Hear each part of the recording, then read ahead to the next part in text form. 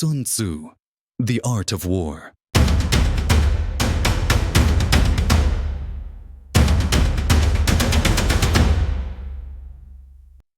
Chapter 1.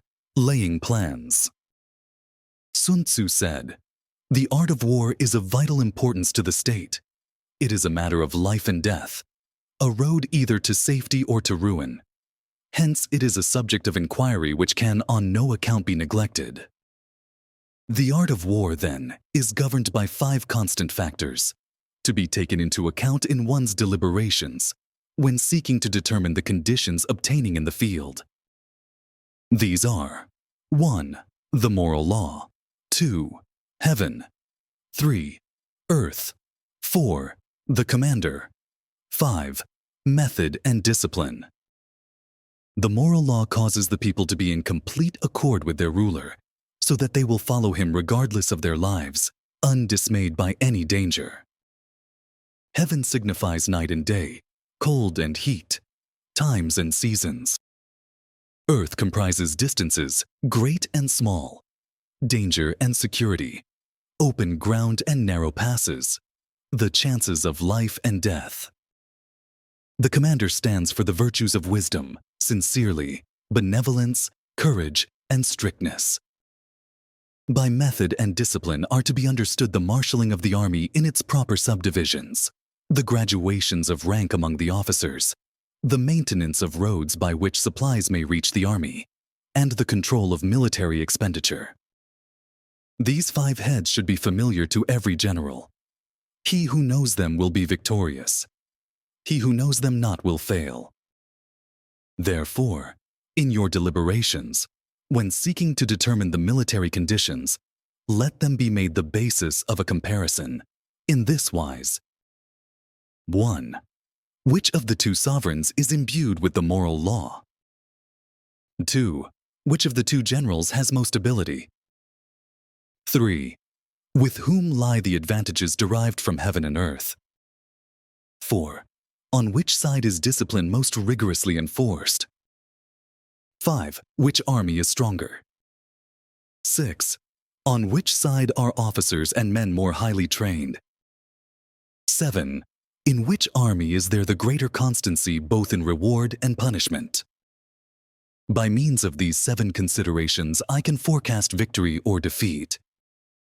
The general that hearkens to my counsel and acts upon it will conquer. Let such a one be retained in command. The general that hearkens not to my counsel nor acts upon it will suffer defeat. Let such a one be dismissed. While heading the profit of my counsel, avail yourself also of any helpful circumstances over and beyond the ordinary rules. According as circumstances are favorable, one should modify one's plans. All warfare is based on deception. Hence, when able to attack, we must seem unable. When using our forces, we must seem inactive. When we are near, we must make the enemy believe we are far away. When far away, we must make him believe we are near. Hold out baits to entice the enemy, feign disorder, and crush him. If he is secure at all points, be prepared for him. If he is in superior strength, evade him. If your opponent is of choleric temper, seek to irritate him. Pretend to be weak, that he may grow arrogant. If he is taking his ease, give him no rest. If his forces are united, separate them. Attack him where he is unprepared. Appear where you are not expected. These military devices leading to victory must not be divulged beforehand. Now, the general who wins a battle makes many calculations in his temple ere the battle is fought. The general who loses a battle makes but few calculations beforehand. Thus do many calculations lead to victory, and few calculations to defeat. How much more, no calculation at all. It is by attention to this point that I can foresee who is likely to win or lose. Chapter 2. Waging War. Sun Tzu said, "In the operations of war, where there are in the field 1,000 swift chariots, as many heavy chariots, and 100,000 mail-clad soldiers, with provisions enough to carry them 1,000 li, the expenditure at home and at the front, including entertainment of guests, small items such as glue and paint, and sums spent on chariots and armor, will reach the total of 1,000 ounces of silver per day. Such is the cost of raising an army of 100,000 men. When you engage in actual fighting, if victory is long in coming, then men's weapons will grow dull and their ardor will be damped. If you lay siege to a town, you will exhaust your strength. Again, if the campaign is protracted, the resources of the state will not be equal to the strain. Now, when your weapons are dulled, your ardor damped, your strength exhausted, and your treasure spent, other chieftains will spring up to take advantage of your extremity. Then no man, however wise, will be able to avert the consequences that must ensue. Thus, though we have heard of stupid haste in war, cleverness has never been seen associated with long delays. There is no instance of a country having benefited from prolonged warfare. It is only one who is thoroughly acquainted with the evils of war that can thoroughly understand the profitable way of carrying it on. The skillful soldier does not raise a second levy, neither are his supply wagons loaded more than twice. Bring war material with you from home, but forage on the enemy. Thus the army will have food enough for its needs. Poverty of the state exchequer causes an army to be maintained by contributions from a distance. Contributing to maintain an army at a distance causes the people to be impoverished. On the other hand, the proximity of an army causes prices to go up, and high prices cause the people's substance to be drained away. When their substance is drained away, the peasantry will be afflicted by heavy exactions. With this loss of substance and exhaustion of strength, the homes of the people will be stripped bare, and 3/10 of their income will be dissipated, while government expenses for broken chariots, worn-out horses, breastplates and helmets, bows and arrows, spears and shields, protective mantles, draft oxen and heavy wagons will amount to 4/10 of its total revenue. Hence, a wise general makes a point of foraging on the enemy. 1 cartload of the enemy's provisions is equivalent to 20 of one's own, and likewise a single pickle of his provender is equivalent to 20 from one's own store. Now, in order to kill the enemy, our men must be roused to anger. That there may be advantage from defeating the enemy, they must have their rewards. Therefore, in chariot fighting, when 10 or more chariots have been taken, those should be rewarded who took the first. Our own flags should be substituted for those of the enemy, and the chariots mingled and used in conjunction with ours. The captured soldiers should be kindly treated and kept. This is called using the conquered foe to augment one's own strength. In war, then, let your great object be victory, not lengthy campaigns. Thus, it may be known that the leader of armies is the arbiter of the people's fate, the man on whom it depends whether the nation shall be in peace or in peril. Chapter 3. Attack by Stratagem. Sun Tzu said, "In the practical art of war, the best thing of all is to take the enemy's country whole and intact. To shatter and destroy it is not so good.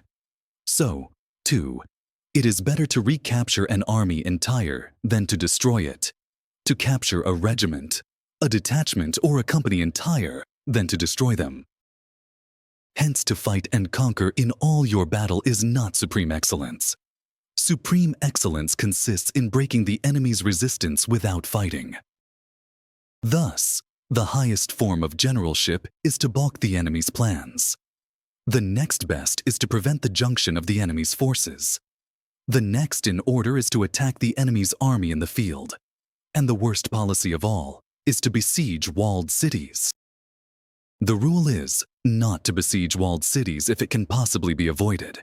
The preparation of mantlets, movable shelters, and various implements of war will take up 3 whole months, and the piling up of mounds over against the walls will take 3 months more. The general, unable to control his irritation, will launch his men to the assault like swarming ants, with the result that 1/3 of his men are slain, while the town still remains untaken. Such are the disastrous effects of a siege. Therefore, the skillful leader subdues the enemy's troops without any fighting. He captures their cities without laying siege to them. He overthrows their kingdom without lengthy operations in the field. With his forces intact, he will dispute the mastery of the empire, and thus, without losing a man, his triumph will be complete. This is the method of attacking by stratagem. It is the rule in war, if our forces are 10 to the enemy's 1, to surround him; if 5 to 1, to attack him; if twice as numerous, to divide our army into 2. If equally matched, we can offer battle. If slightly inferior in numbers, we can avoid the enemy. If quite unequal in every way, we can flee from him. Hence, though an obstinate fight may be made by a small force, in the end it must be captured by the larger force. Now the general is the bulwark of the state. If the bulwark is complete at all points, the state will be strong. If the bulwark is defective, the state will be weak. There are 3 ways in which a ruler can bring misfortune upon his army. 1. By commanding the army to advance or to retreat, being ignorant of the fact that it cannot obey. This is called hobbling the army. 2. By attempting to govern an army in the same way as he administers a kingdom, being ignorant of the conditions which obtain in an army. This causes restlessness in the soldiers' minds. 3. By employing the officers of his army without discrimination, through ignorance of the military principle of adaptation to circumstances. This shakes the confidence of the soldiers. But when the army is restless and distrustful, trouble is sure to come from the other feudal princes. This is simply bringing anarchy into the army and flinging victory away. Thus, we may know that there are 5 essentials for victory. 1. He will win who knows when to fight and when not to fight. 2. He will win who knows how to handle both superior and inferior forces. 3. He will win whose army is animated by the same spirit throughout all its ranks. 4. He will win who, prepared himself, waits to take the enemy unprepared. 5. He will win who has military capacity and is not interfered with by the sovereign. Hence the saying, if you know the enemy and know yourself, you need not fear the result of 100 battles. If you know yourself but not the enemy, for every victory gained you will also suffer a defeat. If you know neither the enemy nor yourself, you will succumb in every battle. Chapter 4. Tactical Dispositions. Sun Tzu said, "The good fighters of old first put themselves beyond the possibility of defeat, and then waited for an opportunity of defeating the enemy." To secure ourselves against defeat lies in our own hands, but the opportunity of defeating the enemy is provided by the enemy himself. Thus, the good fighter is able to secure himself against defeat, but cannot make certain of defeating the enemy. Hence the saying, one may know how to conquer without being able to do it. Security against defeat implies defensive tactics. Ability to defeat the enemy means taking the offensive. Standing on the defensive indicates insufficient strength.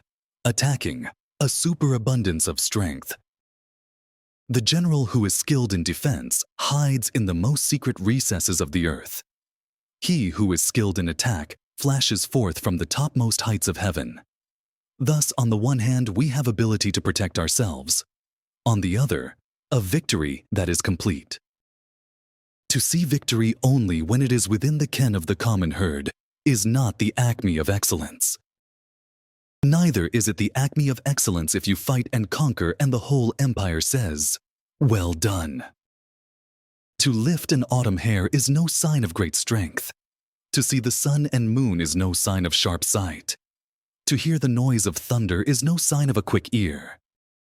What the ancients called a clever fighter is one who not only wins, but excels in winning with ease. Hence his victories bring him neither reputation for wisdom nor credit for courage. He wins his battles by making no mistakes. Making no mistakes is what establishes the certainty of victory, for it means conquering an enemy that is already defeated. Hence, the skillful fighter puts himself into a position which makes defeat impossible, and does not miss the moment for defeating the enemy. Thus, it is that in war, the victorious strategist only seeks battle after the victory has been won, whereas he who is destined to defeat first fights and afterwards looks for victory. The consummate leader cultivates the moral law and strictly adheres to method and discipline.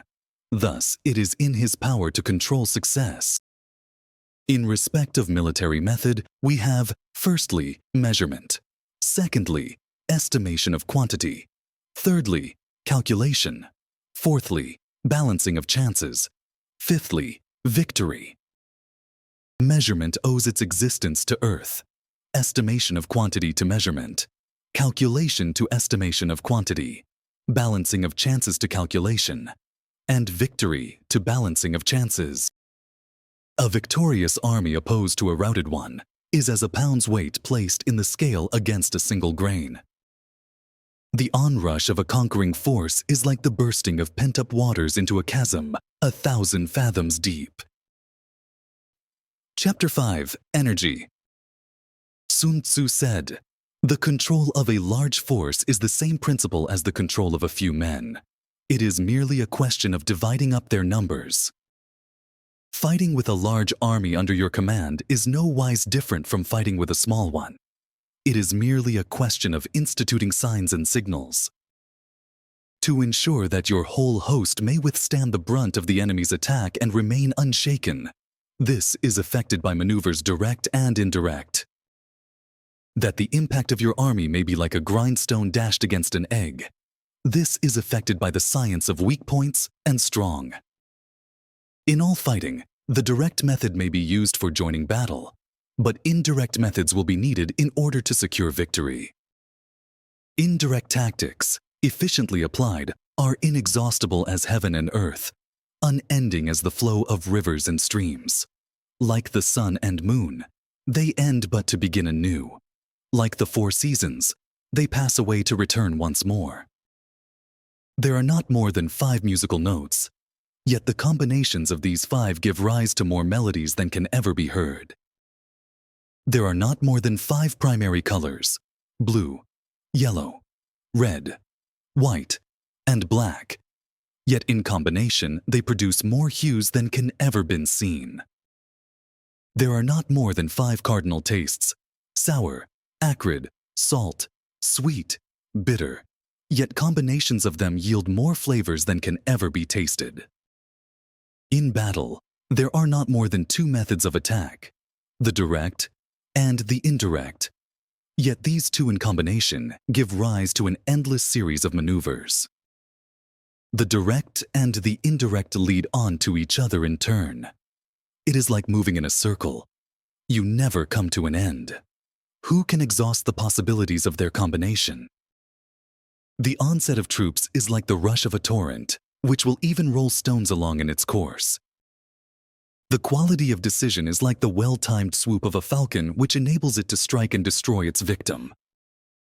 Therefore, the good fighter will be terrible in his onset and prompt in his decision. Energy may be likened to the bending of a crossbow, decision to the releasing of a trigger. Amid the turmoil and tumult of battle, there may be seeming disorder and yet no real disorder at all. Amid confusion and chaos, your array may be without head or tail, yet it will be proof against defeat. Simulated disorder postulates perfect discipline. Simulated fear postulates courage. Simulated weakness postulates strength. Hiding order beneath the cloak of disorder is simply a question of subdivision. Concealing courage under a show of timidity presupposes a fund of latent energy. Masking strength with weakness is to be effected by tactical dispositions. Thus, one who is skillful at keeping the enemy on the move maintains deceitful appearances, according to which the enemy will act. He sacrifices something that the enemy may snatch at it. By holding out baits, he keeps him on the march. Then, with a body of picked men, he lies in wait for him. The clever combatant looks to the effect of combined energy and does not require too much from individuals. Hence his ability to pick out the right men and utilize combined energy. When he utilizes combined energy, his fighting men become as it were like unto rolling logs or stones. For it is the nature of a log or stone to remain motionless on level ground, and to move when on a slope. If four-cornered, to come to a standstill, but if round-shaped, to go rolling down. Thus, the energy developed by good fighting men is as the momentum of a round stone rolled down a mountain thousands of feet in height. So much on the object of energy. Chapter 6. Weak Points and Strong. Sun Tzu said, "Whoever is first in the field and awaits the coming of the enemy will be fresh for the fight. Whoever is second in the field and has to hasten to battle will arrive exhausted." Therefore, the clever combatant imposes his will on the enemy, but does not allow the enemy's will to be imposed on him. By holding out advantages to him, he can cause the enemy to approach of his own accord, or, by inflicting damage, he can make it impossible for the enemy to draw near. If the enemy is taking his ease, he can harass him. If well supplied with food, he can starve him out. If quietly encamped, he can force him to move. Appear at points which the enemy must hasten to defend. March swiftly to places where you are not expected. An army may march great distances without distress, if it marches through country where the enemy is not. You can be sure of succeeding in your attacks if you only attack places which are undefended. You can ensure the safety of your defense if you only hold positions that cannot be attacked.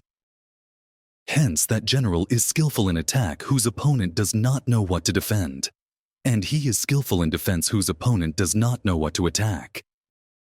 O divine art of subtlety and secrecy! Through you we learn to be invisible, through you inaudible, and hence we can hold the enemy's fate in our hands. You may advance and be absolutely irresistible if you make for the enemy's weak points. You may retire and be safe from pursuit if your movements are more rapid than those of the enemy. If we wish to fight, the enemy can be forced to an engagement even though he be sheltered behind a high rampart and a deep ditch. All we need do is attack some other place that he will be obliged to relieve. If we do not wish to fight, we can prevent the enemy from engaging us even though the lines of our encampment be merely traced out on the ground. All we need do is to throw something odd and unaccountable in his way. By discovering the enemy's dispositions and remaining invisible ourselves, we can keep our forces concentrated, while the enemy's must be divided. We can form a single united body, while the enemy must split up into fractions. Hence, there will be a whole pitted against separate parts of a whole, which means that we shall be many to the enemy's few. And if we are able thus to attack an inferior force with a superior one, our opponents will be in dire straits. The spot where we intend to fight must not be made known, for then the enemy will have to prepare against a possible attack at several different points, and his forces being thus distributed in many directions, the numbers we shall have to face at any given point will be proportionately few. For should the enemy strengthen his van, he will weaken his rear. Should he strengthen his rear, he will weaken his van. Should he strengthen his left, he will weaken his right.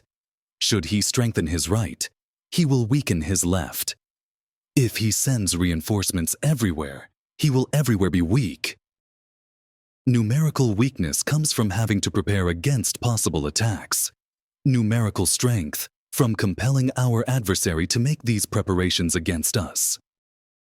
Knowing the place and the time of the coming battle, we may concentrate from the greatest distances in order to fight.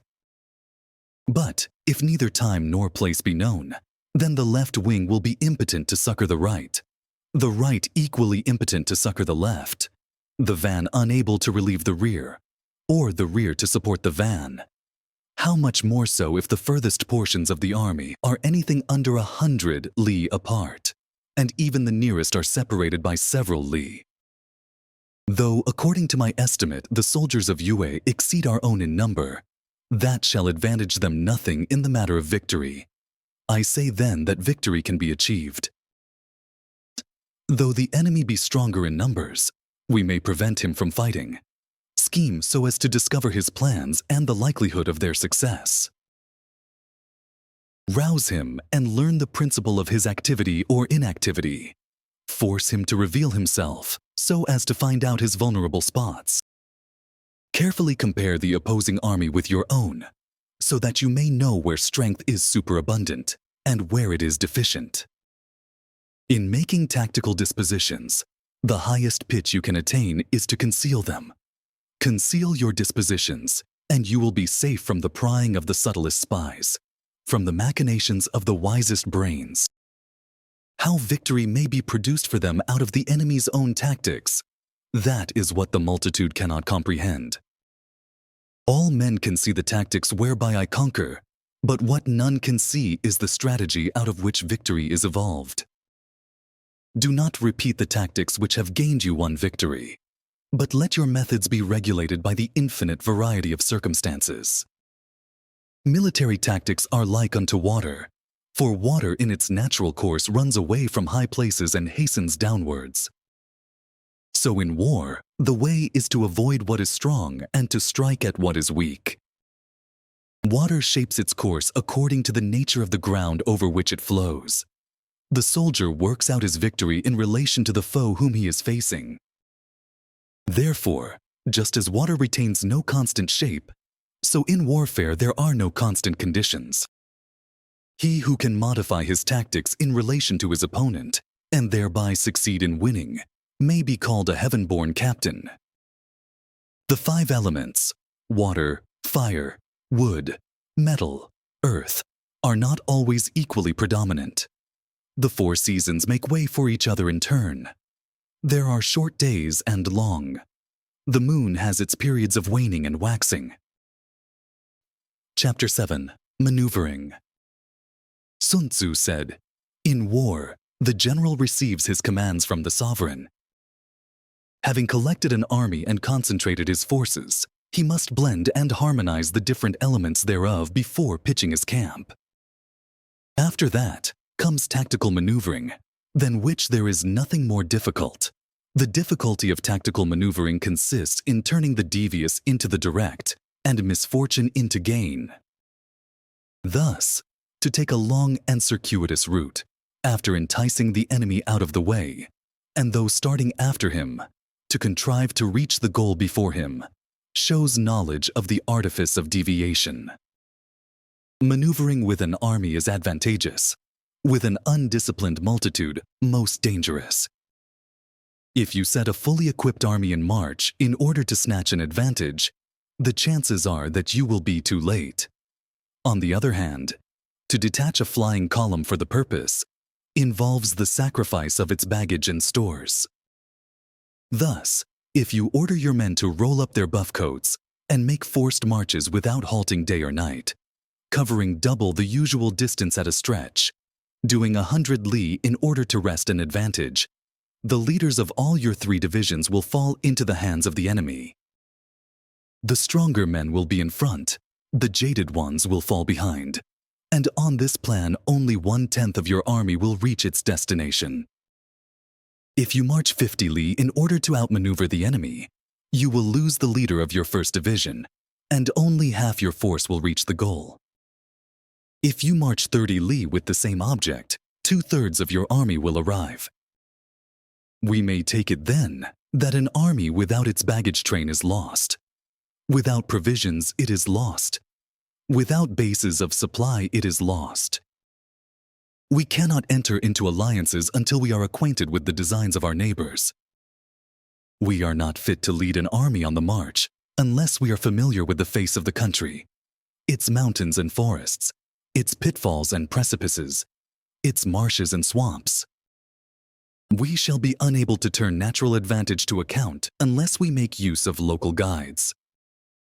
In war, practice dissimulation and you will succeed. Whether to concentrate or to divide your troops must be decided by circumstances. Let your rapidity be that of the wind, your compactness that of the forest. In raiding and plundering be like fire, is immovability like a mountain. Let your plans be dark and impenetrable as night, and when you move, fall like a thunderbolt. When you plunder a countryside, let the spoil be divided amongst your men. When you capture new territory, cut it up into allotments for the benefit of the soldiery. Ponder and deliberate before you make a move. He will conquer who has learnt the artifice of deviation. Such is the art of maneuvering.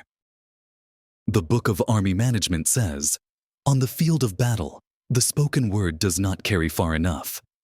Hence the institution of gongs and drums. Nor can ordinary objects be seen clearly enough. Hence the institution of banners and flags." Gongs and drums, banners and flags are means whereby the ears and eyes of the host may be focused on one particular point. The host thus forming a single united body, is it impossible either for the brave to advance alone, or for the cowardly to retreat alone? This is the art of handling large masses of men. In night fighting, then, make much use of signal fires and drums, and in fighting by day, of flags and banners, as a means of influencing the ears and eyes of your army. A whole army may be robbed of its spirit. A commander-in-chief may be robbed of his presence of mind. Now, a soldier's spirit is keenest in the morning. By noonday, it has begun to flag, and in the evening, his mind is bent only on returning to camp. A clever general, therefore, avoids an army when its spirit is keen, but attacks it when it is sluggish and inclined to return. This is the art of studying moods. Disciplined and calm, to await the appearance of disorder and hubbub amongst the enemy.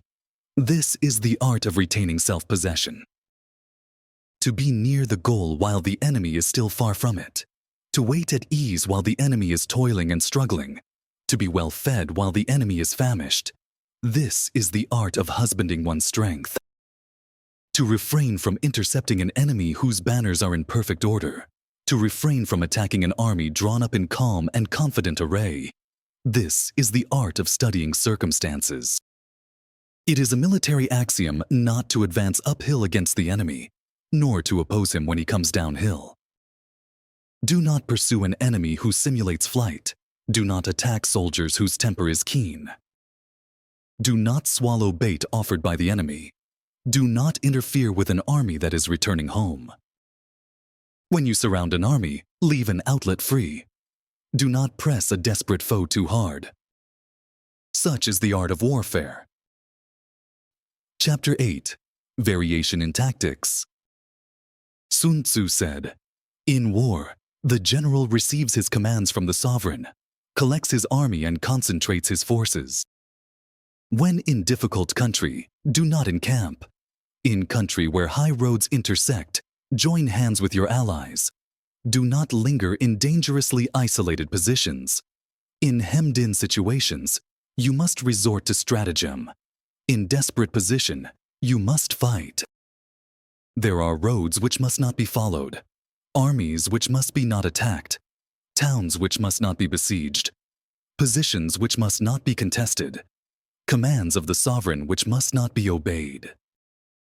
The general who thoroughly understands the advantages that accompany variation of tactics knows how to handle his troops. The general who does not understand these may be well acquainted with the configuration of the country, yet he will not be able to turn his knowledge to practical account. So, the student of war who is unversed in the art of war of varying his plans, even though he be acquainted with the 5 advantages, will fail to make the best use of his men. Hence, in the wise leader's plans, considerations of advantage and of disadvantage will be blended together. If our expectation of advantage be tempered in this way, we may succeed in accomplishing the essential part of our schemes. If, on the other hand, in the midst of difficulties we are always ready to seize an advantage, we may extricate ourselves from misfortune. Reduce the hostile chiefs by inflicting damage on them, and make trouble for them, and keep them constantly engaged. Hold out specious allurements and make them rush to any given point. The art of war teaches us to rely not on the likelihood of the enemy's not coming, but on our own readiness to receive him. Not on the chance of his not attacking, but rather on the fact that we have made our position unassailable. There are 5 dangerous faults which may affect a general.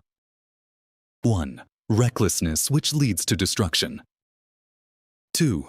Cowardice, which leads to capture. 3. A hasty temper, which can be provoked by insults. 4. A delicacy of honor which is sensitive to shame. 5. Over-solicitude for his men, which exposes him to worry and trouble. These are the 5 besetting sins of a general, ruinous to the conduct of war. When an army is overthrown and its leader slain, the cause will surely be found among these 5 dangerous faults. Let them be a subject of meditation. Chapter 9. The Army on the March. Sun Tzu said, "We come now to the question of encamping the army and observing signs of the enemy. Pass quickly over mountains and keep in the neighborhood of valleys. Camp in high places, facing the sun. Do not climb heights in order to fight. So much for mountain warfare. After crossing a river, you should get far away from it. When an invading force crosses a river in its onward march, do not advance to meet it in midstream. It will be best to let half the army get across, and then deliver your attack. If you are anxious to fight, you should not go to meet the invader near a river which he has to cross. Moor your craft higher up than the enemy, and facing the sun. Do not move upstream to meet the enemy. So much for river warfare. In crossing salt marshes, your sole concern should be to get over them quickly, without any delay. If forced to fight in a salt marsh, you should have water and grass near you, and get your back to a clump of trees. So much for operations in salt marshes. In dry, level country, take up an easily accessible position with rising ground to your right and on your rear, so that the danger may be in front and safety lie behind. So much for campaigning in flat country. These are the 4 useful branches of military knowledge which enabled the Yellow Emperor to vanquish 4 several sovereigns. All armies prefer high ground to low and sunny places to dark. If you are careful of your men and camp on hard ground, the army will be free from disease of every kind, and this will spell victory. When you come to a hill or a bank, occupy the sunny side, with the slope on your right rear. Thus, you will at once act for the benefit of your soldiers and utilize the natural advantages of the ground. When, in consequence of heavy rains up country, a river which you wish to ford is swollen and flecked with foam, you must wait until it subsides. Country in which there are precipitous cliffs with torrents running between, deep natural hollows, confined places, tangled thickets, quagmires and crevasses, should be left with all possible speed and not approached. While we keep away from such places, we should get the enemy to approach them. While we face them, we should let the enemy have them on his rear. If, in the neighborhood of your camp, there should be any hilly country, ponds surrounded by aquatic grass, hollow basins filled with reeds, or woods with thick undergrowth, they must be carefully rooted out and searched, for these are places where men in ambush or insidious spies are likely to be lurking. When the enemy is close at hand and remains quiet, he is relying on the natural strength of his position. When he keeps aloof and tries to provoke a battle, he is anxious for the other side to advance. If his place of encampment is easy of access, he is tendering a bait. Movement amongst the trees of a forest shows that the in the midst of thick grass means that the enemy wants to make us suspicious. The rising of birds in their flight is the sign of an ambuscade. Startled beasts indicate that a sudden attack is coming. When there is dust rising in a high column, it is the sign of chariots advancing. When the dust is low, but spread over a wide area, It betokens the approach of infantry. When it branches out in different directions, it shows that parties have been sent to collect firewood. A few clouds of dust moving to and fro signify that the army is encamping. Humble words and increased preparations are signs that the enemy is about to advance. Violent language and driving forward as if to the attack are signs that he will retreat. When the light chariots come out first and take up a position on the wings, it is a sign that the enemy is forming for battle.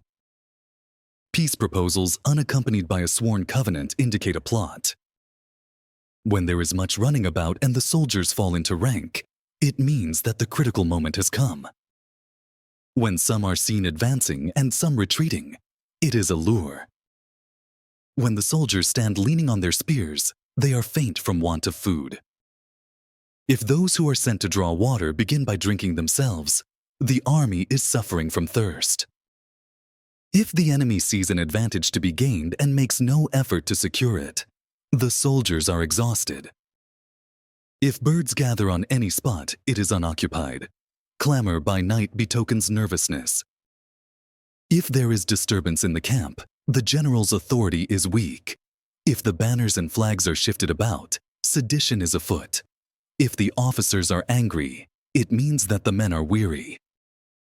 When an army feeds its horses with grain and kills its cattle for food, and when the men do not hang their cooking pots over the campfires, showing that they will not return to their tents, you may know that they are determined to fight to the death.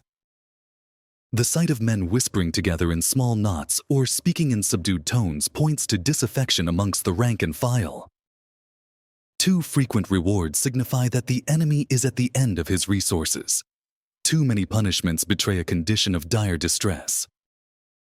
To begin by bluster, but afterwards to take fright at the enemy's numbers, shows a supreme lack of intelligence.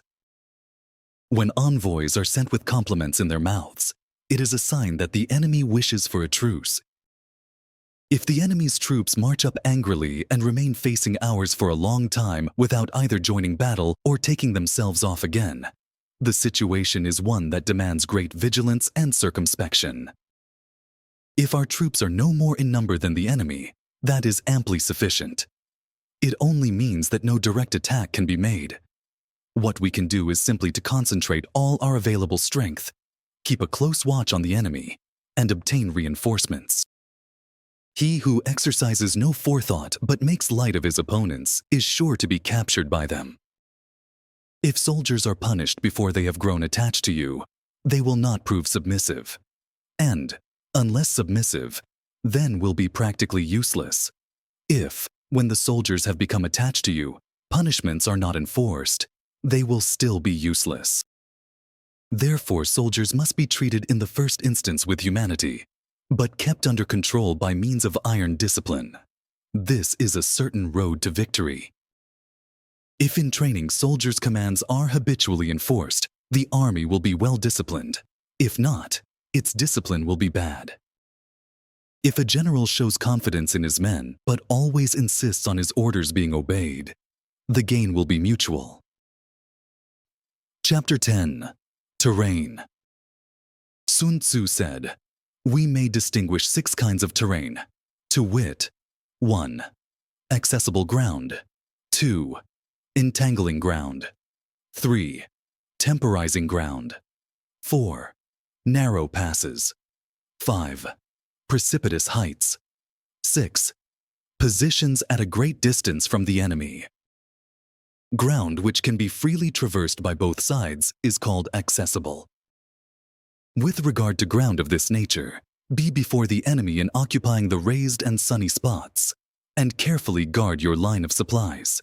Then you will be able to fight with advantage. Ground which can be abandoned but is hard to reoccupy is called entangling. From a position of this sort, if the enemy is unprepared, you may sally forth and defeat him.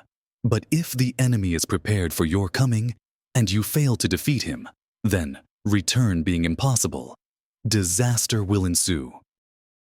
When the position is such that neither side will gain by making the first move, it is called temporizing ground. In a position of this sort, Even though the enemy should offer us an attractive bait, it will be advisable not to stir forth, but rather to retreat, thus enticing the enemy in his turn. Then, when part of his army has come out, we may deliver our attack with advantage. With regard to narrow passes, if you can occupy them first, let them be strongly garrisoned and await the advent of the enemy. Should the army forestall you in occupying a pass, do not go after him if the pass is fully garrisoned, but only if it is weakly garrisoned. With regard to precipitous heights, if you are beforehand with your adversary, you should occupy the raised and sunny spots, and there wait for him to come up. If the enemy has occupied them before you, do not follow him, but retreat and try to entice him away. If you are situated at a great distance from the enemy, and the strength of the two armies is equal, it is not easy to provoke a battle, and fighting will be to your disadvantage. These 6 are the principles connected with earth. The general who has attained a responsible post must be careful to study them. Now, an army is exposed to 6 several calamities, not arising from natural causes, but from faults for which the general is responsible. These are 1. Flight. 2. Insubordination. 3. Collapse. 4. Ruin. 5. Disorganization. 6. Rout. Other conditions being equal, if one force is hurled against another 10 times its size, the result will be the flight of the former. When the common soldiers are too strong and their officers too weak, the result is insubordination. When the officers are too strong and the common soldiers too weak, the result is collapse. When the higher officers are angry and insubordinate, and on meeting the enemy give battle on their own account from a feeling of resentment, before the commander-in-chief can tell whether or not he is in a position to fight, the result is ruin. When the general is weak and without authority, when his orders are not clear and distinct, when there are no fixed duties assigned to officers and men, and the ranks are formed in a slovenly, haphazard manner, the result is utter disorganization. When a general, unable to estimate the enemy's strength, allows an inferior force to engage a larger one, or hurls a weak detachment against a powerful one, and neglects to place picked soldiers in the front rank, the result must be rout. These are 6 ways of courting defeat, which must be carefully noted by the general who has attained a responsible post. The natural formation of the country is the soldier's best ally, but a power of estimating the adversary, of controlling the forces of victory, and of shrewdly calculating difficulties, dangers, and distances constitutes the test of a great general. He who knows these things, and in fighting puts his knowledge into practice, will win his battles. He who knows them not, nor practices them, will surely be defeated. If fighting is sure to result in victory, then you must fight, even though the ruler forbid it. If fighting will not result in victory, then you must not fight even at the ruler's bidding. The general who advances without coveting fame and retreats without fearing disgrace, whose only thought is to protect his country and do good service for his sovereign, is the jewel of the kingdom. Regard your soldiers as your children, and they will follow you into the deepest valleys. Look upon them as your own beloved sons, and they will stand by you even unto death. If, however, you are indulgent, but unable to make your authority felt, kind-hearted, but unable to enforce your commands, and incapable, moreover, of quelling disorder, then your soldiers must be likened to spoilt children. They are useless for any practical purpose.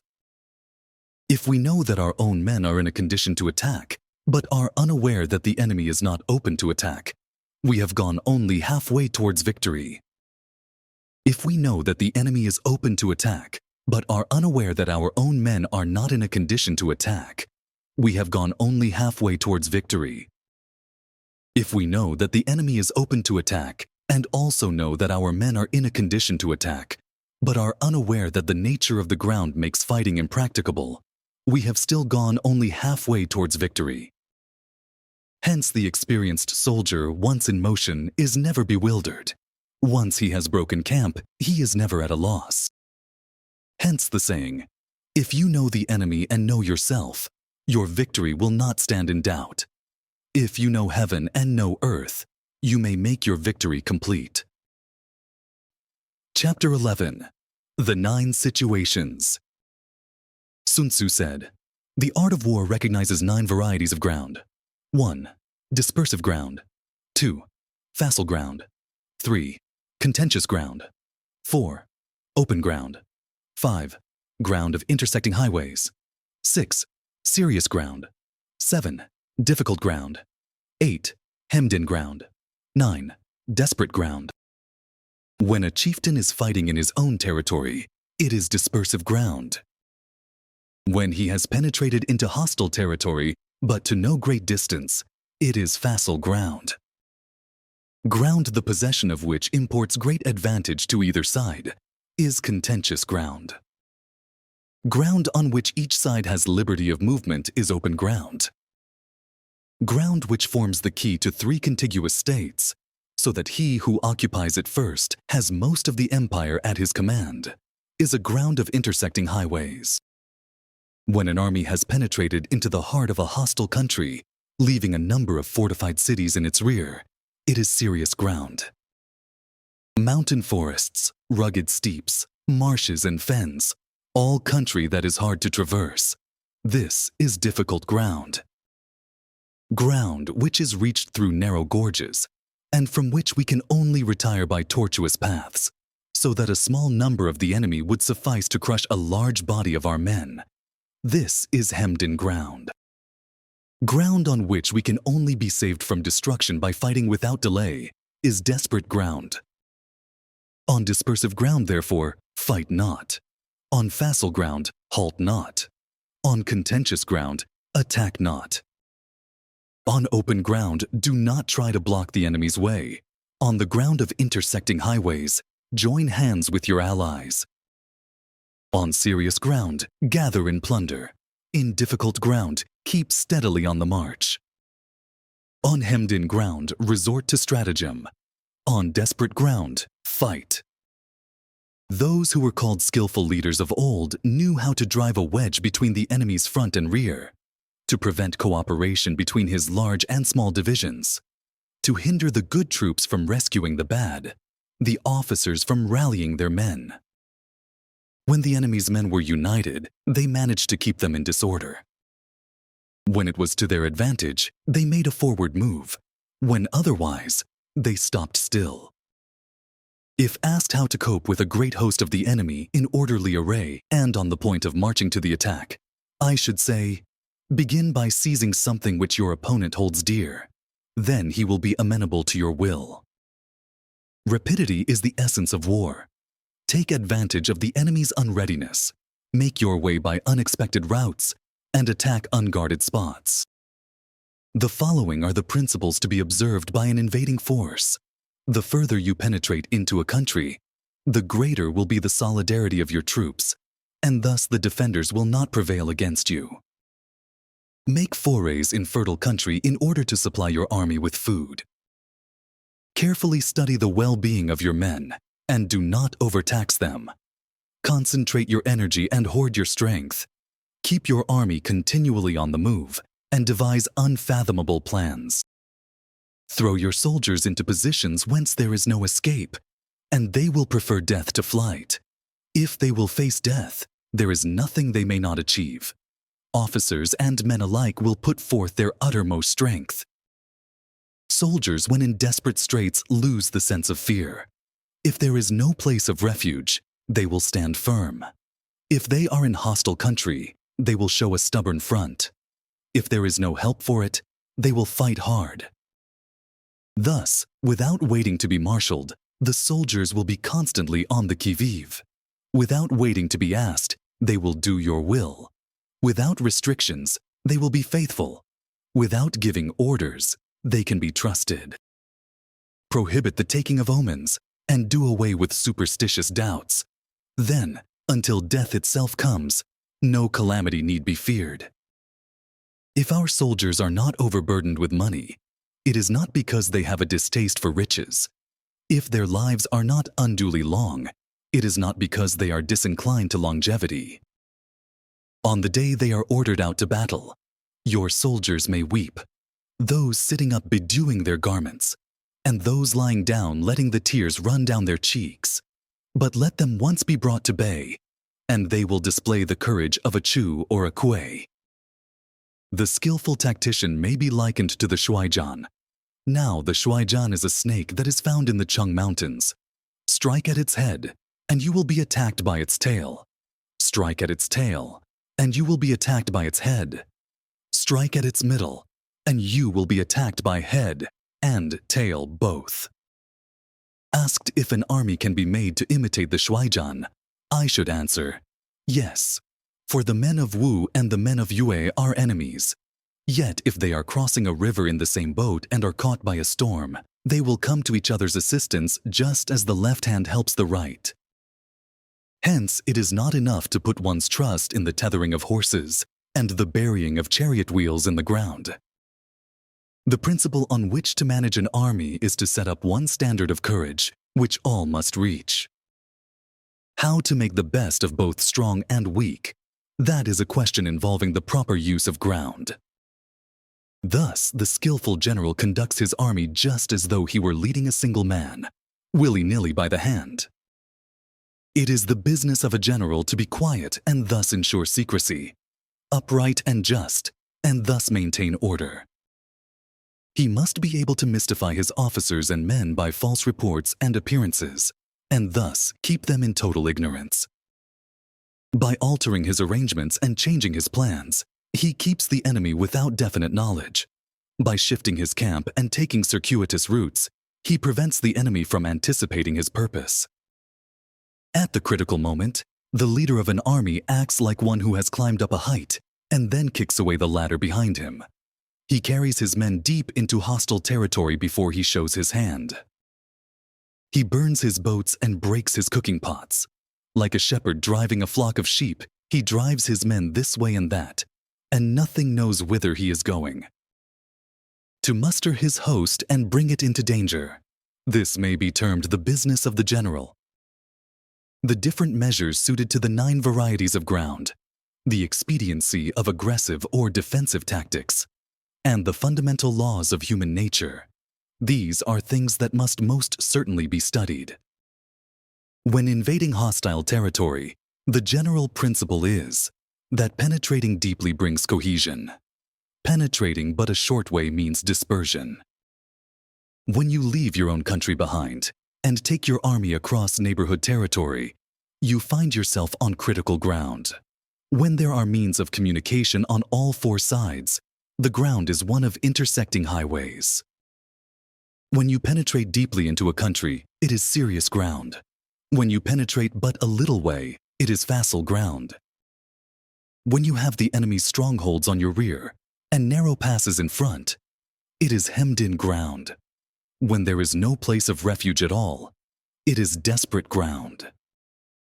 Therefore, on dispersive ground, I would inspire my men with unity of purpose. On facile ground, I would see that there is close connection between all parts of my army. On contentious ground, I would hurry up my rear. On open ground, I would keep a vigilant eye on my defenses. On ground of intersecting highways, I would consolidate my alliances. On serious ground, I would try to ensure a continuous stream of supplies. On difficult ground, I would keep pushing on along the road. On hemmed-in ground, I would block any way of retreat. On desperate ground, I would proclaim to my soldiers the hopelessness of saving their lives. For it is the soldier's disposition to offer an obstinate resistance when surrounded, to fight hard when he cannot help himself, and to obey promptly when he has fallen into danger.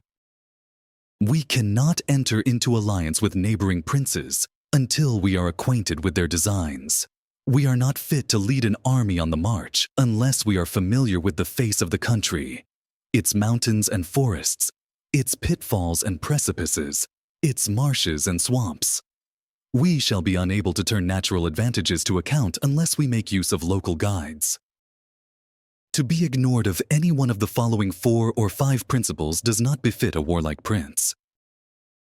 When a warlike prince attacks a powerful state, his generalship shows itself in preventing the concentration of the enemy's forces.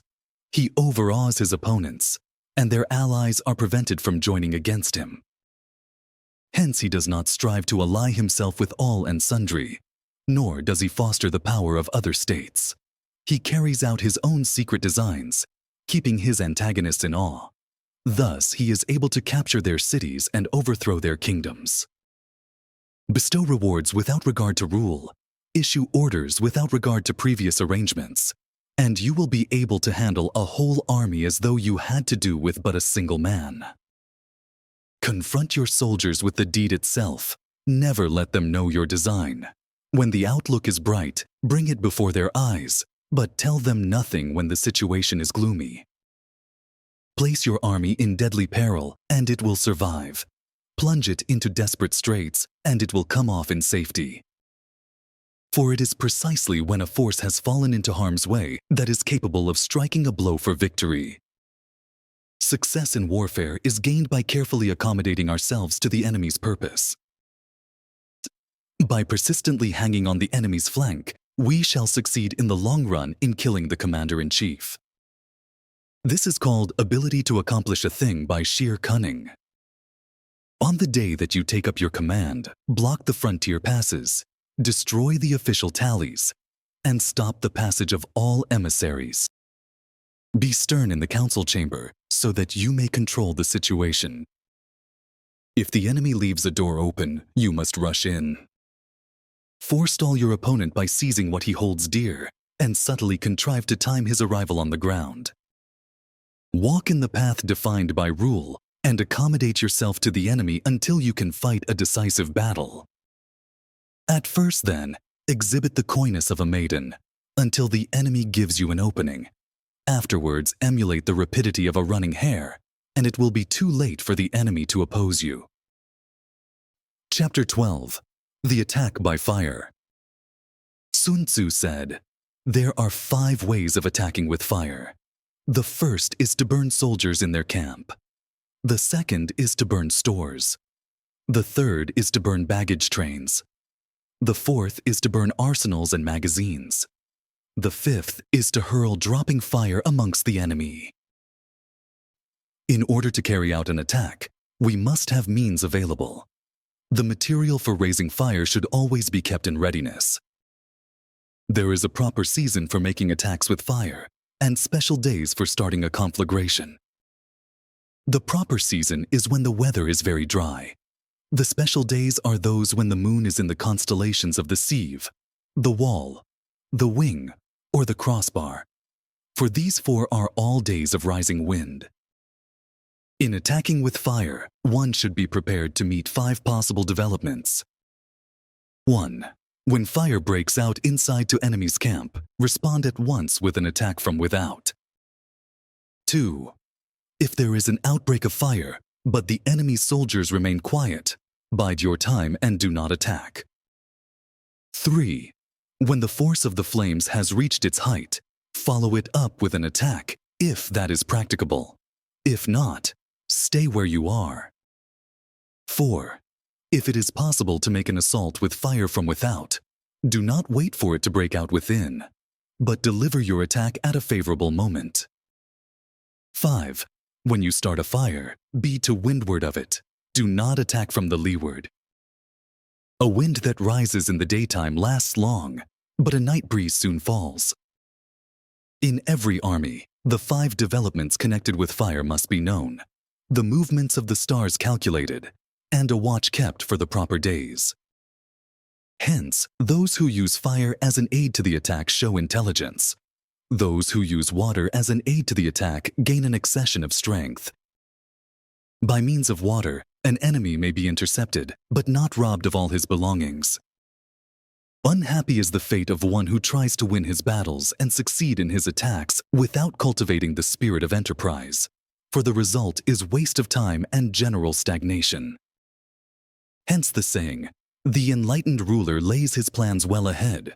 The good general cultivates his resources." Move not unless you see an advantage. Use not your troops unless there is something to be gained. Fight not unless the position is critical. No ruler should put troops into the field merely to gratify his own spleen. No general should fight a battle simply out of pique. If it is to your advantage, make a forward move. If not, stay where you are. Anger may in time change to gladness. Vexation may be succeeded by content. But a kingdom that has once been destroyed can never come again into being, nor can the dead ever be brought back to life. Hence, the enlightened ruler is heedful, and the good general full of caution. This is the way to keep a country at peace and an army intact. Chapter 13. The Use of Spies. Sun Tzu said, "Raising a host of 100,000 men and marching them great distances entails heavy loss on the people and a drain on the resources of the state. The daily expenditure will amount to 1,000 ounces of silver. There will be commotion at home and abroad, and men will drop down exhausted on the highways. As many as 700,000 families will be impeded in their labor. Hostile armies may face each other for years, striving for the victory which is decided in a single day. This being so, to remain in ignorance of the enemy's condition simply because one grudges the outlay of 100 ounces of silver in honors and emoluments is the height of inhumanity. One who acts thus is no leader of men, no present help to his sovereign, no master of victory. Thus, what enables the wise sovereign and the good general to strike and conquer and achieve things beyond the reach of ordinary men is foreknowledge. Now this foreknowledge cannot be elicited from spirits. It cannot be obtained inductively from experience, nor by any deductive calculation. Knowledge of the enemy's dispositions can only be obtained from other men. Hence the use of spies, of whom there are 5 classes. 1. Local spies. 2. Inward spies. 3. Converted spies. 4. Doomed spies. 5. Surviving spies. When these 5 kinds of spy are all at work, none can discover the secret system. This is called divine manipulation of the threads. It is the sovereign's most precious faculty. Having local spies means employing the services of the inhabitants of a district. Having inward spies, making use of officials of the enemy. Having converted spies, getting hold of the enemy's spies and using them for our own purposes. Having doomed spies, doing certain things openly for purposes of deception and allowing our spies to know of them and report them to the enemy. Surviving spies, finally, are those who bring back news from the enemy's camp. Hence, it is that which none in the whole army are more intimate relations to be maintained than with spies. None should be more liberally rewarded. In no other business should greater secrecy be preserved. Spies cannot be usefully employed without a certain intuitive sagacity. They cannot be properly managed without benevolence and straightforwardness. Without subtle ingenuity of mind, one cannot make certain of the truth of their reports. Be subtle, and use your spies for every kind of business. If a secret piece of news is divulged by a spy before the time is ripe, he must be put to death together with the man to whom the secret was told. Whether the object be to crush an army, to storm a city, or to assassinate an individual, it is always necessary to begin by finding out the names of the attendants, the aides de camp, and doorkeepers and sentries of the general in command. Our spies must be commissioned to ascertain these. The enemy's spies who have come to spy on us must be sought out, tempted with bribes, led away and comfortably housed. Thus, they will become converted spies and available for our service. It is through the information brought by the converted spy that we are able to acquire and employ local and inward spies. It is owing to his information, again, that we can cause the doomed spy to carry false tidings to the enemy. Lastly, It is by his information that the surviving spy can be used on appointed occasions. The end and aim of spying in all its 5 varieties is knowledge of the enemy, and this knowledge can only be derived in the first instance from the converted spy. Hence, it is essential that the converted spy be treated with the utmost liberality. Of old, the rise of the Yin dynasty was due to Yi Qi, who had served under the Xia. Likewise, the rise of the Zhou dynasty was due to Liu Ya, who had served under the Yin. Hence, it is only the enlightened ruler and the wise general who will use the highest intelligence of the army for purposes of spying, and thereby they achieve great results. Spies are a most important element in water, because on them depends an army's ability to move.